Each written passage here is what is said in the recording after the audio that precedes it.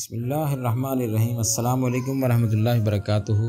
इसराही post official channel की जानब से आपको खुशामदीद। एक ऐसी फजीलत की दुआ मैं आपके सामने पेश करूँगा। उम्मीद है कि आपको इंशाल्लाह जब इसका रोज़ाना कम अज़ कम सुबह और शाम एक दफ़ा लाजमन पढ़ें, उसका जो अजर है वो भी मैं आपको बता देता हूँ। 20 लाख नेकियाँ इस एक बार पढ़ने पर जो है वो आपके नामा माल में इंशाल्लाह जमा होंगी। तो दुआ ये है, ला इलाहा इल्लल्लाहु वहदहू ला शरीक लहू अहदन समदन लम यलिद वलम यूलद वलम यकुल लहू कुफुवन अहद। तर्जुमा, नहीं कोई माबूद मासवाए अल्लाह ताला के, वो अकेला है, इसका कोई शरीक नहीं। अल्लाह एक है, अल्लाह बेनियाज है, उससे कोई पैदा नहीं हुआ, ना वो किसी से पैदा हुआ, इसका कोई हमसर नहीं। फजीलत, हजरत अब्दुल्ला बिन अबी ऊफी रज़ियल्लाहु ताला अन्हु से रवायत है कि जो शख्स पढ़ेगा एक बार, उसके लिए 20 लाख नेकियां लिखी जाएंगी। तबरानी।